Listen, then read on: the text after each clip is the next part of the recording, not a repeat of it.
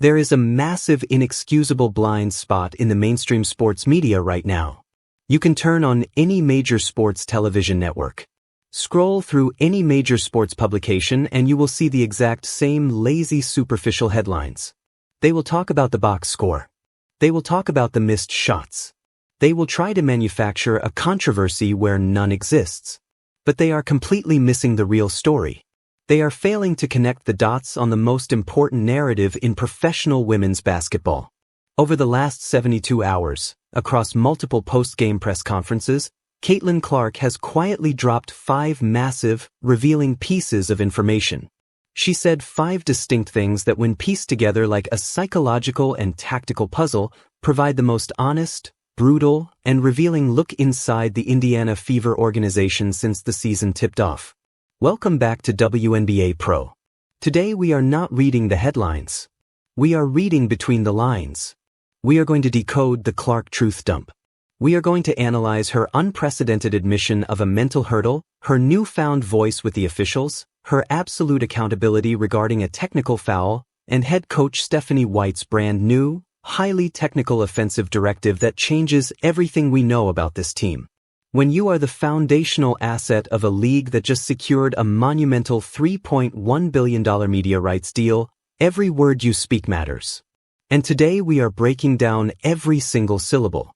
Make sure you hit that subscribe button, turn on the notification bell, and smash the like button so the algorithm knows you demand high-level basketball analysis.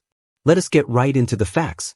Let us start by addressing the absolute rarity of what we just witnessed over the past 3 days. Professional athletes are heavily media trained. They are taught to speak in cliches. They are taught to give non-answers to avoid creating bulletin board material. But Caitlin Clark completely threw the public relations playbook out the window. She delivered a level of transparency that you simply do not see in modern sports. We must begin with a technical foul because this specific moment exposed a dynamic within the Indiana Fever locker room that tells you everything you need to know about the leadership of this franchise. Let me paint the picture for you. The Indiana Fever had just survived a grueling, ugly game against the Los Angeles Sparks. The final buzzer sounded. The tension in the arena was palpable.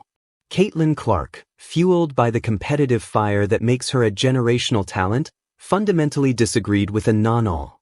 She expressed her frustration directly to the officiating crew. The referee blew the whistle and she was handed a technical foul right at the buzzer. Fast forward to the post-game press conference podium. The media is circling like sharks, ready to pounce on the narrative of a frustrated, undisciplined star player. A reporter asks about the technical foul on the officiating. On the officiating, just what do you guys make of it so far? And I know that they've tried to kind of course correct it. I'll take this. Well, So this first one is in regards to the referees. well, I was just gonna say I deserve my technical. I know that. All right. They don't need any funds. Yeah. No, I mean, I think, look, the reality is a lot of us spend a lot of time in the off season. Now pay very close attention to what happened next. Head coach Stephanie White instantly leaned forward to the microphone. She tried to step in front of the bullet. She tried to protect her franchise player, saying, "I will take this one," before Clark could even form a response. But Caitlin Clark immediately interjected anyway. She cut off her head coach and clearly stated into the microphone, "I was just going to say, I deserve my technical end." Stephanie White immediately smiled, laughed, and replied that they do not need to be paying any unnecessary fines to the league office. Read that exchange again in your mind. Analyze the psychology of that moment. The head coach actively tried to shield her young superstar from media scrutiny and financial penalty, but the player refused the shield. She refused to shift the blame to the officials. She refused to make a single excuse. She publicly acknowledged that she crossed a professional line with the referee and she owned it instantly without hesitation. That is not just media training. That is profound emotional growth. That is raw accountability. That is the exact type of internal leadership and undeniable chemistry between a head coach and a star player that turns a group of talented individuals into a legitimate championship dynasty. Despite all the chaotic, inconsistent public messaging from the front office all off-season long, This single exchange proves that White and Clark are communicating and trusting each other in real life. Now, let me tell you what Caitlin Clark said about the overarching officiating situation just days earlier before she ever received that technical foul. Because this is where the evolution of her game becomes incredibly apparent. All right. Oh, they don't need any comments. Yeah. No, I mean, I think, look, the reality is a lot of us spend a lot of time in the off season, on various committees trying to remedy this officiating thing. And, what we said was that we wanted everything called. Freedom of movement needs to be a thing. And it was not tonight. And I think that there's going to be a calibration, of course, there is. But this felt a lot like last year to me. And yeah, it was a lot. Stephanie White publicly revealed that the Indiana Fever are implementing a completely new offensive philosophy for Caitlin Clark. White stated that Clark is being challenged to play, quote, inline to inline across the floor instead of playing, quote, top of the key to top of the key.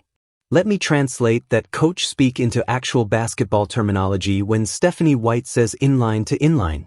She is officially confirming the implementation of the off-ball philosophy that the hardcore fan base has been debating since draft night.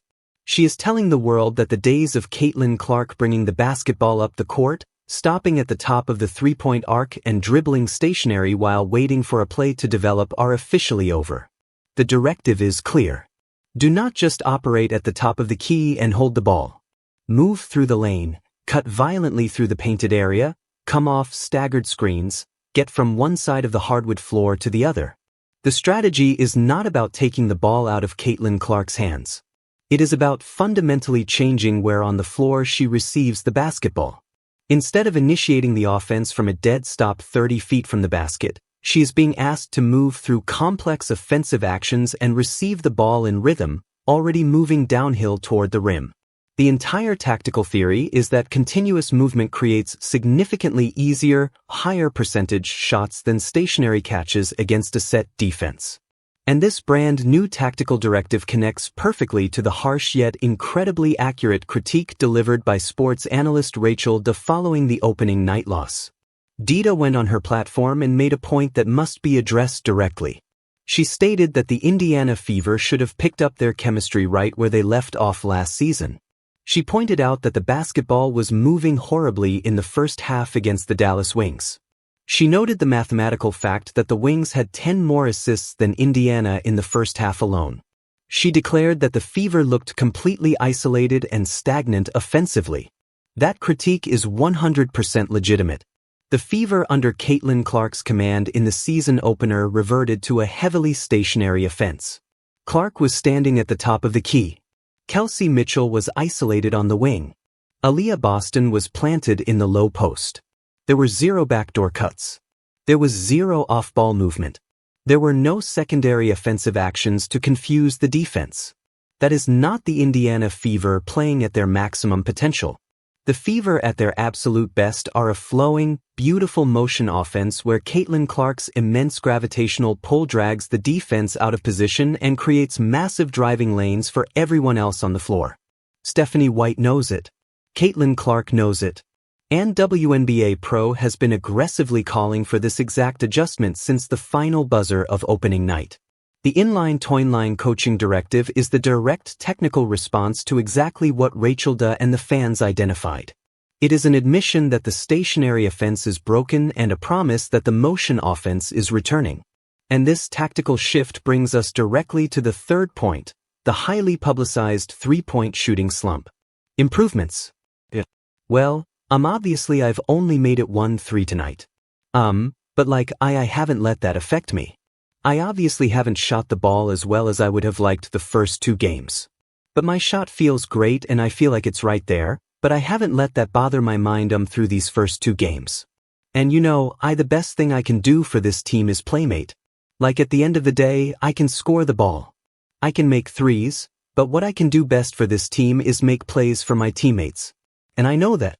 And getting my feet in the paint, spraying it to my teammates. I think that's, what I'm trying to focus on the most. I can do for this team is play make. Like at the end of the day, I can score the ball, I can make threes, but what I can do best for this team is make plays for my teammates, and I know that. And getting my feet in the paint, spraying it to my teammates. I think that's what I'm trying to focus on the most, and that takes my mind away from feeling like I need to make every shot. And when I get my feet in the paint, good things happen. I can get to the free throw line. I can finish well around the rim. I feel like my speed and my burst is better. And that, we have to look at the numbers objectively. Caitlin Clark is shooting 3 for 16 from three-point range over her first 2 games. That translates to 18.75%. For a player who shot an effortless 40% from deep at the FIA qualifiers just 2 months ago and who spent her entire off-season working meticulously with renowned shooting coach Brandon Payne to optimize her mechanics. 18.75% is an alarming statistic, but context is everything in professional sports. Against the Dallas Wings, she was forced to create her own highly contested shots against one of the premier defensive units in the world. Against the Los Angeles Sparks, she was forced into multiple desperate, heavily contested attempts late in the shot clock because the offense bogged down. If you watch the tape closely, her mechanical release looks incredibly clean. Her form is not broken, but the rhythm, the flow, the transfer of energy from her lower body into her shooting pocket is visibly off. That is a correctable issue. That is rust. That is not a fundamental catastrophic breakdown of her basketball abilities. And Caitlin Clark addressed this exact issue in what is undoubtedly the most revealing, brutally honest post-game comment of her entire professional career. When discussing her physical condition and her shooting struggles, Clark stated, quote, "There are definitely days where I still sometimes feel sore, but it is like the mental battle. Your body is fine. You put in the work, and it is just kind of getting over that mental hurdle." End quote. I need you to stop and process the magnitude of that quote. She is telling the entire world that she is actively fighting a severe psychological battle on the basketball court right now. She knows medically that her body is capable. She knows mechanically that the shot is there. But Fighting improving. Yeah, well, obviously I've only made 1 3 tonight. But like I haven't let that affect me. I obviously haven't shot the ball as well as I would have liked the first 2 games, but my shot feels great and I feel like it's right there, but I haven't let that bother my mind through these first 2 games. And the best thing I can do for this team is play make. Like at the end of the day, I can score the ball, I can make threes, but what I can do best for this team is make plays for my teammates, and I know that. And getting my feet in the paint, spraying it to my teammates. I think that's what I'm trying to focus on the most. And after enduring 14 grueling months of continuous basketball, terrifying injury scares, constant back adjustments, flagrant fouls, and the relentless pressure of carrying the economic weight of a league on her shoulders, the mental trust in her own physical body is still in the process of rebuilding. The trauma of the physical punishment she took last year has created a psychological barrier that is brutally, remarkably honest. That is significantly more honest than any carefully curated press conference quote you will ever get from 95% of professional athletes. Most players actively hide the mental battle. They project a false bravado. They project an unbreakable confidence that they may not actually feel internally. They give the safe, boring answer about just getting back into the gym and working through it. Caitlin Clark did not do that. She told the unvarnished truth. She said the mental hurdle is real. She admitted she is actively working through it, and she delivered this information without seeking an ounce of sympathy from the media. She delivered it clinically as someone reporting on their own recovery process with absolute objectivity. Here is the absolute bottom line that the mainstream media is completely failing to comprehend. Over the course of 72 hours of post-game press conferences, we received 5 massive actionable pieces of information directly from Caitlin Clark and Stephanie White. Number 1, her body is physically healthy, but the mental battle to trust her body again is still ongoing. Number 2, she firmly believes she should be getting more foul calls at the rim, and she is no longer afraid to say it. Number 3, she will hold herself absolutely accountable when she crosses a professional line with the officials, demonstrating elite leadership. Number 4, the three-point shot is statistically off, but the mechanics remain fundamentally sound. And number 5, Head coach Stephanie White has implemented a highly specific off-ball technical directive designed to create better rhythm and easier shots for Clark within the flow of the offense. None of this information is catastrophic. None of this means the sky is falling in Indiana. In fact, all of this is highly workable. Even with the documented shooting struggles, even with the mental hurdles, and even with the adaptation to a brand new inline toyline offensive system, Caitlin Clark is currently averaging 22 points and 7.3 assists per game. Let me repeat that. In the midst of what everyone is calling a slump, she is dropping 22 points and over 7 assists a night. The elite playmaking is completely intact. The internal leadership is rapidly emerging, and the level of honesty she is providing to the fans is completely unprecedented. WNBA Pro is going to keep connecting these dots, analyzing the quotes, and breaking down the tape so that you have the complete, unvarnished picture that nobody else on television is willing or able to provide. This is WNBA Pro. Smash that subscribe button if you want the high-level logical analysis that goes way past the lazy headlines. Drop your take in the comments section right now. Is Caitlin Clark's three-point slump a real long-term concern, or is it just the early season rust of a player getting over a mental hurdle? Do you believe Stephanie White's new inline system will fix the stagnant offense? I want every single prediction down below. Hit the notification bell because this season is just getting started. The stakes are at an all-time high and the storylines are only going to get bigger. We will see you on the next.